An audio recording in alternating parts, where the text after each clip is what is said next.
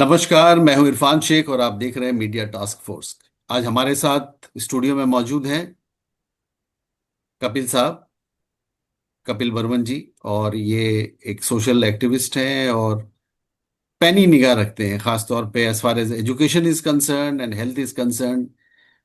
इनकी कोशिश ये रहती है, ये सिर्फ सेंटर की बात नहीं करते हैं, ये कहते हैं कि जब भी कोई मसला है as far as education is concern, इनका ये कहना है कि ये कंकरन लिस्ट में आता है और जिसमें कि सेंट्रल गवर्नमेंट को भी देखना है और स्टेट गवर्नमेंट को भी देखना है। इनका ये कहना है कि अगर स्टेट गवर्नमेंट दुरुस्त है तो पढ़ाई बिल्कुल सही होगा। सेंट्रल गवर्नमेंट का काम है लॉज बनाना और उसकी मॉनिटरिंग करना। कपिल साहब, आज की तारीख में इतना जो जेनजी द्वारा जो हंगामा हो रहा है, बड़े सारे चेंजेस हो रहे हैं और हम जी। पूना की बात करेंगे। ज्योतिबा फूले साहब ने वहां से एजुकेशन का एक बड़ा आंदोलन स्टार्ट किया था। मुझे ऐसा लगता है कि हिस्ट्री के कुछ पन्ने पलटे जा रहे हैं। आपको क्या लगता है? जी। नहीं, पूना तो खैर शिक्षा की क्रांति का एक अग्रदूत पैदा किया था उन्होंने, ज्योतिबा फुले। और ज्योतिबा फुले के साथ उनकी पत्नी सावित्रीबाई फुले जी। और उनकी सहयोगी फातिमा, जी। जो पहली मुस्लिम शिक्षिका बनी, राइट। जो पर्दे में रहने वाली महिला ने शिक्षा की ओर आगे कदम बढ़ाए और इस देश में शिक्षा को प्राथमिकता दी। मैं तो कहता हूँ कि दोनों सावित्री फुले और फातिमा एक महापुरुषों की श्रेणी में है, उन्हें याद किया जाना चाहिए जब भी शिक्षा की बात हो। जी। तो वो सम्माननीय है। और बात रही शिक्षा का, जो शुरुआत की बात चली या लहर चली, इसका मुख्य जो ध्येय है या मुख्य जो कर्णधार है वो सीजेपी, जी। जिन्होंने पहली बार राजनीतिक दलगत राजनीति नफा नुकसान से हटके जी। एक सामाजिक तौर पर शिक्षा में सुधार की बात की और शिक्षा में पारदर्शिता, जवाबदेही, सरकार की जवाबदेही तय करने के लिए वो सड़कों पर उतरे और गली गली, मोहल्ले मोहल्ले और राज्य राज्यों में उनकी टीमें उन प्राइमरी स्कूल्स को जा रही हैं, जो कभी किसी भी पार्टी ने, किसी भी दल ने सुध नहीं जी। ली उसकी। और मैं तो अभी राजस्थान की खबर सुन रहा था कि राजस्थान में कुछ ऐसी सैकड़ों स्कूलें हैं जिनकी बिल्डिंगें ही नहीं है राइट। और स्कूलें चल रही हैं। हजारों स्कूलें ऐसी हैं कि उसमें शिक्षक ही एक है, हिंदी में भी पढ़ाता है, इंग्लिश में भी पढ़ाता है, साइंस में भी पढ़ाता है। तो हमारा जो राजनीतिक सिस्टम था या हमारा प्रशासनिक अमला था, वो क्या कर रहा है? सवाल उनकी योग्यता पर उठता है। जो बच्चे अपने बच्चों को तो विदेश पढ़ाने की बात करता है, और जो समाज समाज के निम्न तबके के लोग हैं, जिन जो फीस नहीं दे सकते हैं, उनको आपने उन लाचार स्थिति में छोड़ दिया है कि वो मजदूर बनने के अलावा और कुछ नहीं बन सकते। वो डॉक्टर इंजीनियर के सपने भी नहीं देखते। वो तो सोचते हैं कि मैं मजदूर अच्छा बन जाऊं। जी। तो ये जो दुर्दशा है, इसमें कॉकरोच पार्टी का अहम भूमिका रही। और कॉकरोच पार्टी के रास्ते पर चलकर कांग्रेस पार्टी को विपक्ष विपक्ष होने का एक जी। एहसास हुआ और उसने इस देश में विपक्ष की भूमिका निभाना शुरू कर दिया। युवाओं में आज जोश है, सरकार बदलने का जोश है, व्यवस्था बदलने का जोश है। और मैं समझता हूं कि ये जो आंदोलन है, ये आंदोलन अब वास्तविक लोकतंत्र की ओर हमें इस देश को ले जाएगा, ऐसा मेरा मानना है। आपको क्या ऐसा लगता है कि जिस पिच पे राहुल गांधी खेल रहे हैं, इस पिच के लिए, क्योंकि जो बच्चे अभी 17-18 साल के होंगे जो वोट देने लायक होंगे, उन्होंने पिछले 10-12 साल में देखा है कि वो स्कूल उन्होंने कंप्लीट किया, कॉलेज कंप्लीट किया, एग्जाम्स दे रहे हैं। तो वो इस गवर्नमेंट में जितनी भी चीजें हुई उस चीज को इन्होंने जिया है।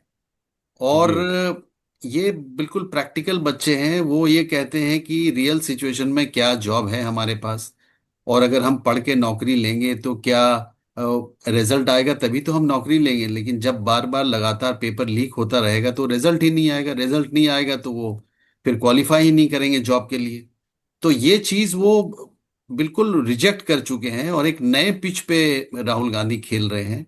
तो क्या इसके लिए, क्योंकि जो एक मोमेंटम क्रिएट किया गया था, एक हिंदू जी। मुस्लिम, और जब भी चुनाव होता था पाकिस्तान की बात होती थी, कब्रिस्तान की बात होती थी, हिंदू मुसलमान की बात होती थी, अब वो पिच बिल्कुल गायब सा हो गया है, आपको नहीं लगता ऐसा? नहीं, वो पिच तो अब जैसे ही जो युवा आज का जेन जी है, जो अल्फा है, उसके अंदर जाति और धर्म के प्रति कोई उत्साह नहीं है, उत्सुकता नहीं है। वो ये चाहता है कि मेरे मौलिक अधिकार सुरक्षित कैसे होंगे, मैं नागरिक के रूप में सरकार से कैसे सवाल करूं। और मैं तो आपके मंच के माध्यम से कहना चाहूंगा कांग्रेस पार्टी और राहुल गांधी को कि आपके पास 4 स्टेट हैं। अगर आप वाकई वास्तविक लोकतंत्र के पक्षधर हैं और चाहते हैं, तो किसी एक स्टेट को एक आदर्श स्टेट बनाएं जो जी पूर्णतः लोकतांत्रिक हो, जहां शिक्षा स्वास्थ्य अनिवार्य हो, गुणवत्ता युक्त हो, जहां पर रोजगार की समस्या ना हो, जहां पर सभी कर्मचारी अधिकारी जो जी सैंक्शन है वो पूर्ण रूप से कार्य करें। मैं तो उनसे दरख्वास्त करूंगा कि कोई भी स्टेट ऐसा बनाए जहां एक भी बच्चा कुपोषित ना रहे, एक भी बच्चा स्कूल से वंचित ना रहे, एक भी परिवार स्वास्थ्य सेवाओं से वंचित ना रहे। ऐसी एक एक मॉडल बनाइए। जी फिर दुनिया को हम कह सकते हैं कि हम विकसित भारत हैं, हम कह सकते हैं हम लोकतांत्रिक भारत हैं, हम कह सकते हैं हम बुद्ध और राम के देश से हैं, है ना। जी लेकिन अगर अगर हम सिर्फ काउंटर करें कि नहीं वो चोर ज्यादा बड़ा चोर है, हम छोटे चोर हैं, तो ये तो एक राजनीति हुई है। अगर वाकई बदलाव चाहते हैं तो उसे जमीन पर उतारें। ये युवा अब जी इतने बेवकूफ और पिछलग्गू नहीं है जो प्रभाव में आके ये आपसे रिजल्ट की उम्मीद करते हैं। अगर वो आपको चुनते हैं 2029 में, तो आपसे रिजल्ट की उम्मीद भी करते हैं, आपसे लोकतांत्रिक अधिकारों और मौलिक अधिकारों के बारे में भी उम्मीद रखते हैं कि नहीं, ये हमारे लोकतांत्रिक अधिकारों को सुरक्षित रख पाएंगे। कपिल जी, हम ऐसा मेरा। दोबारा दोबारा जिक्र करते हैं पूना में जो छात्रों की गूंज की बात हो रही है। कांग्रेस छात्रों की गूंज कह रहे हैं और सीजेपी जो ये कह रहा है कि स्कूल ठीक करो। STK शॉर्ट फॉर्म में उसको स्टिक ही कहेंगे। तो वो छड़ी लेके घूम रहा जी है और हर जी जी जी। स्टेट में जा रहा है। तो हाँ हाँ। अब आपको क्या लगता है कि जो बातें राहुल गांधी ने वहां मंच पे कहा था, तो वो पढ़े लिखे बच्चे हैं, जेंजी बच्चे हैं, स्मार्टफोन वाले बच्चे हैं, क्या ये मैसेज, 70 करोड़ महिलाओं की बात हो रही है, तो क्या ये मैसेज गांवों में जाएगा? गांव में जो महिलाएं हैं, क्या उन तक ये बात पहुंच पाएगी? ये गांव गांव तक बात पहुंचेगी। हो सकता है समय थोड़ा लग जाए, 2-4 महीने लग जाए।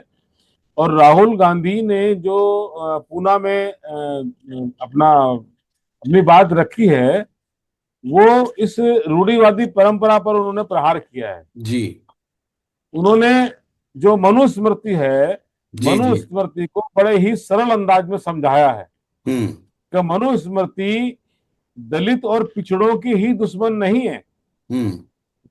वो संपूर्ण नारी जाति पर भी एक अभिशाप है।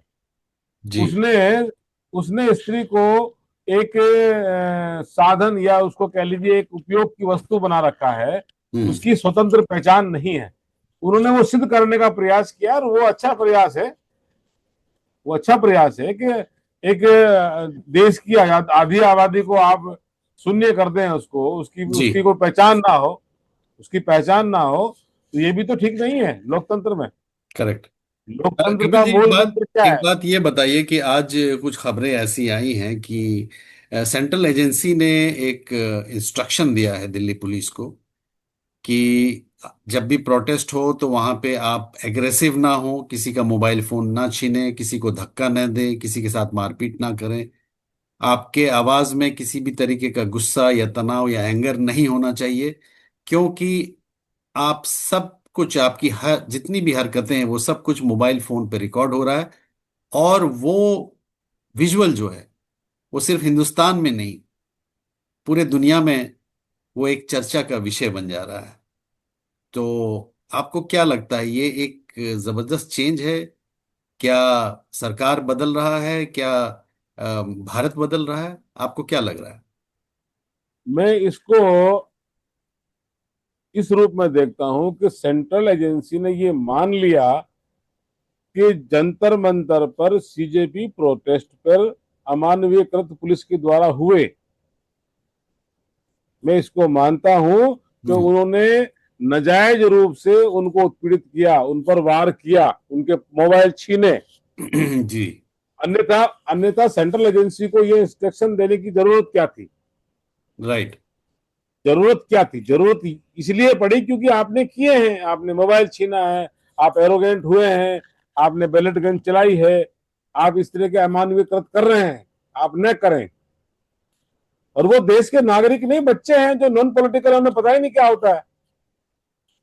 तो लेकिन कपिल ये जी। बात कही है। और अगर ये अनुपालन होता है, अगर इनकी गाइडलाइन, इनकी जो सर्विस का जो गाइडलाइन है, जी। उस गाइडलाइन का पालन पालन होता है, तो ये वास्तविक रूप से एक भाईचारा बनता है और एक सौहार्द बनता है।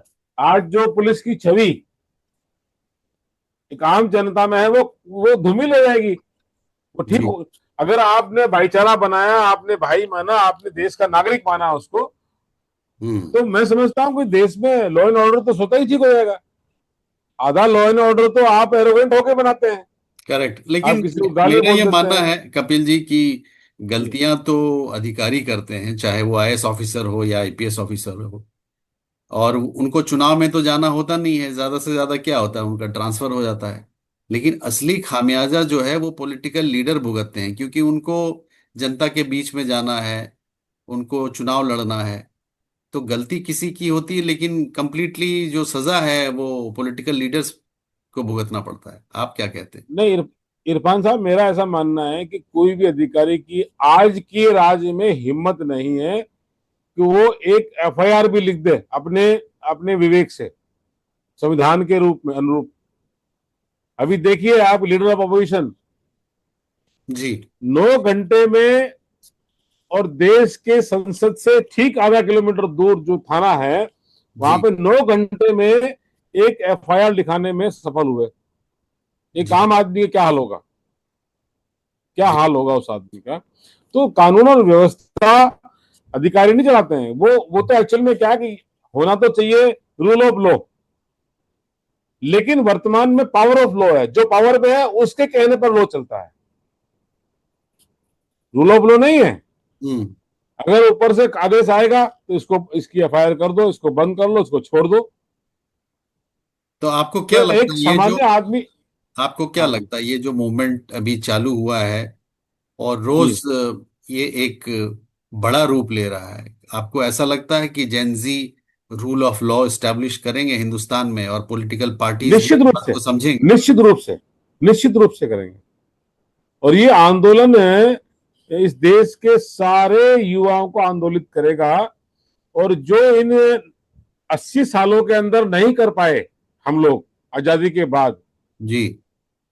वो उम्मीद है कि वो शुरुआत करेंगे और इस देश को लोकतांत्रिक बनाएंगे, जहां समानता, न्याय, बंधुत्व हमारे देश की पहचान हो, जहां लोकतंत्र में किसी को छोटा और बड़ा कहने का कोई हिमाकत ना करे, कोई विधायक इतना ताकतवर ना हो, कोई इतना सांसद इतना ताकतवर ना हो कि वो मौलिक अधिकारों को कुचल डाले। ऐसी व्यवस्था बनेगी, मैं ऐसी उम्मीद करता हूँ। आपको ऐसा नहीं लगता है कि ये मूवमेंट इतना बड़ा है और इतना व्यापक है, सब लोग तो इस बात से खुश नहीं होंगे, क्योंकि जिनका सब कुछ ठीक ठाक चल रहा था वो तो खुश नहीं होंगे। तो आपको ऐसा नहीं लगता है कि किसी तरीके से कोई साजिश भी हो सकती है, इस पूरे चीज को डिरेल करने की कोशिश भी हो सकती है? नहीं, आप मुझे बताएं, अगर कोई सच बोलता है या न्याय की बात करता है, उसमें साजिश क्या हो सकती है? और नहीं, साजिश क्या है इस तो स्वीकार मूवमेंट कर। इस मूवमेंट को क्या कोई डिरेल करने की कोशिश भी कर सकता है? करेंगे, उसमें करेंगे, नुकसान हो रहा है? करेंगे। भाई, जो जो जो आज तक स्थापित हुए हैं, जिन्हें इस व्यवस्था से फायदा है, जी। वो तो डिटेल करने का प्रयास करेंगे। तो अगर अभी ऐसी अभी हाल कोशिश ही में कोई करता भी है अभी तो हाल ही क्या में वो एक्सपोज हो अभी जाएंगे या कामयाब होंगे? अब कामयाब नहीं हो पाएंगे। मैं अभी हाल की घटना बताता हूँ आपको। जी बताएं। जब राम मंदिर में चंदा चोरी की घटना घटी, भगवान से सवाल नहीं कर सकते आप, गुरु से तो कर सकते हैं। अब जैसे गुरु रविदास जी ने कहा है कि ब्राह्मण मत पूजिए जो होवे गुणहीन, और पूजिए चरण चंडाल के जो हो, जिससे कि समाज में एकता हो, एक बेगमपुरा बसे। जी।